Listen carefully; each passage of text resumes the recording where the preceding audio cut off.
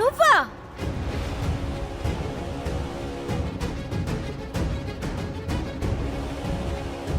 ఈషా, నీ బాడీగార్డ్ని నేను ఎలాగోలా మోసం చేసి ఇక్కడికి వచ్చాను.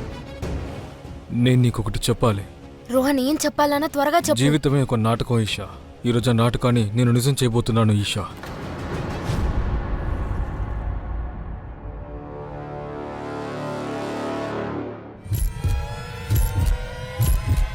ఈ పేపర్స్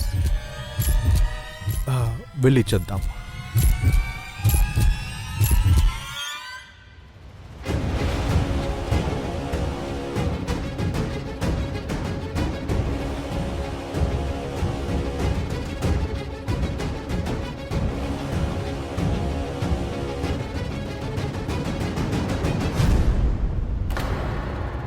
నేనిక ఈ జీవితాన్ని నీతోనే జీవించాలనుకుంటున్నాను ఈషా. చెప్పు, నీకు సమ్మతమా?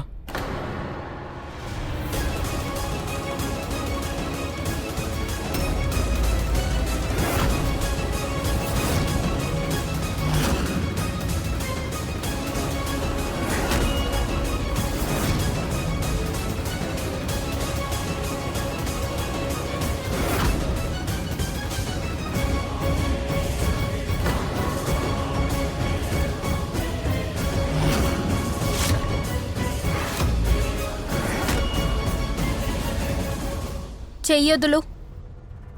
సూరజ్, రోహన్, చెయ్యొదులు. చెయ్యొదులమన్నాను కదా. అవును, మేమిద్దరం ప్రేమించుకుంటున్నాం.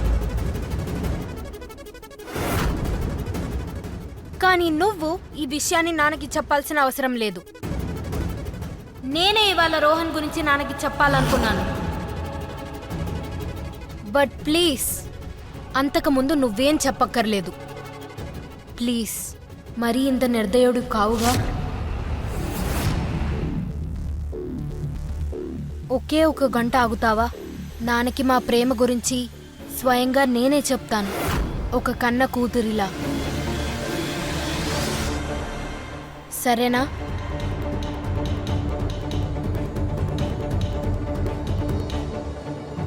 ఈషా, రోహన్, ప్లే స్టార్ట్ అవుతుంది, త్వరగా రండి. ఇదిగోండి.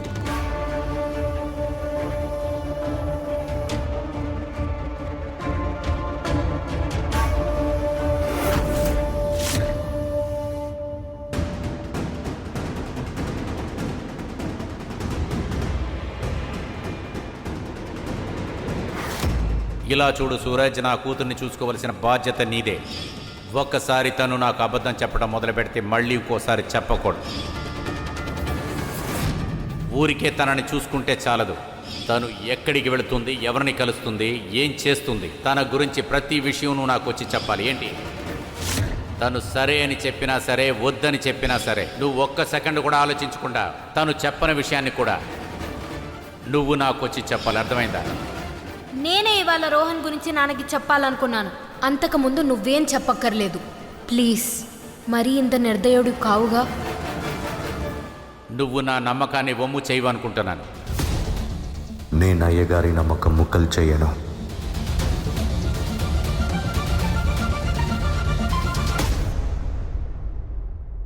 అయ్యగారు, ఈషా కాలేజీలో ఇంకొక అబ్బాయితో కలిసిమెలిసి ఉంటుంది. నాకు తెలిసి వాళ్ళ మధ్యలో ఏదో జరుగుతోంది అనుకుంటా. తను ఇప్పుడు ఎక్కడుంది? కాలేజ్ నాటకంలో ఉంది. ఆ నాటకాన్ని ముందు ఆపు. తనని వెంటనే నా దగ్గరికి తీసుకురా, వెంటనే. అలాగే.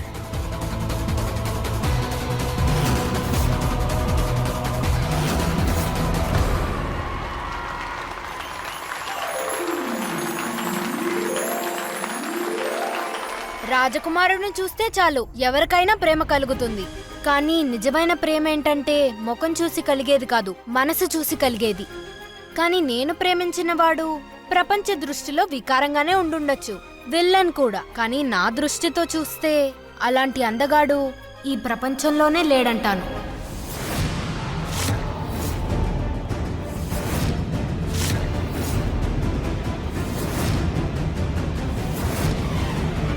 నా కళ్ళతో చూస్తే అతను బీస్ట్ కానే కాడు.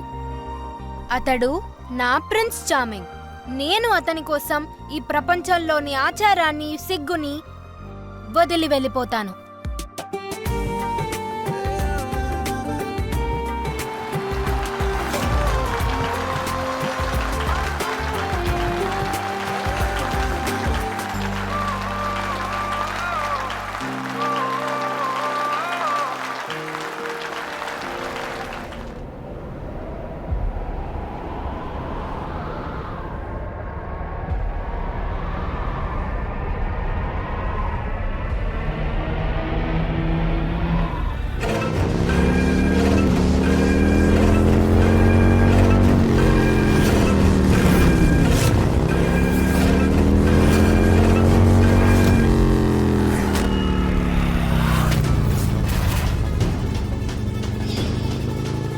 ఇదెవరు?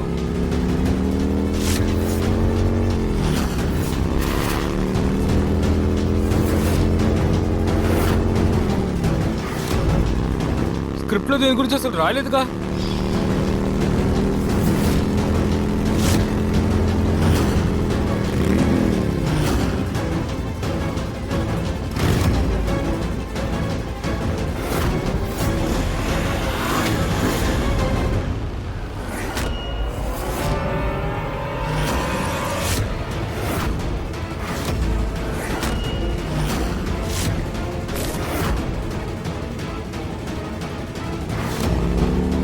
ఈషా! నువ్వెవరు?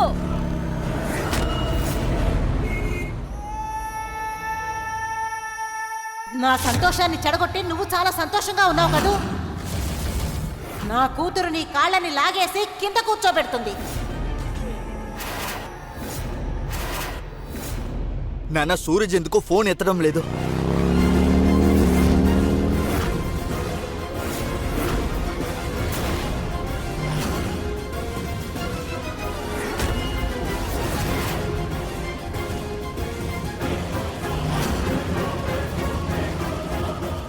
నాన్న వీడు ఎవడో కూడా నాకు తెలీదు. నన్ను బలవంతంగా తీసుకొచ్చి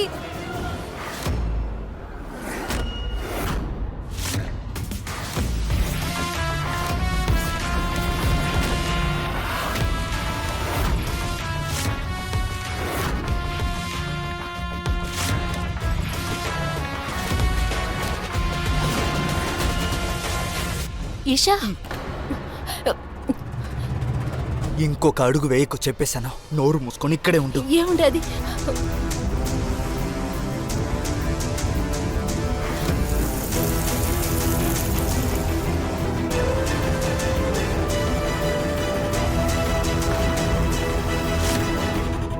ఒరేయ్, దీని బుక్కలు ఒకసారి చూడరా.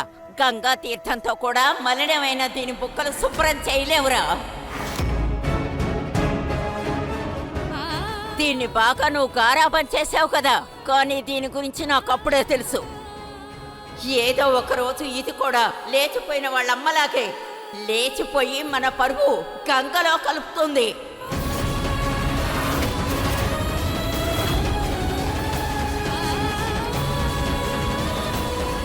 చూడవే, మీ నాన్న నీ కోసం గొప్ప రాజకుమారుని చూశాడు, కానీ నువ్వు ఈ కుటుంబం గౌరవం మర్యాదలు మంటలో కలపాలని చూస్తున్నావు. టైం బాగుండబట్టి సూరజ్ వచ్చాడు. అతనేనే నీ గురించి, రోహన్ గురించి నిజాలు చెప్పాడు. ఈ కుటుంబ గౌరవాన్ని మంట కలిపేదానివి నువ్వే అవుతావే.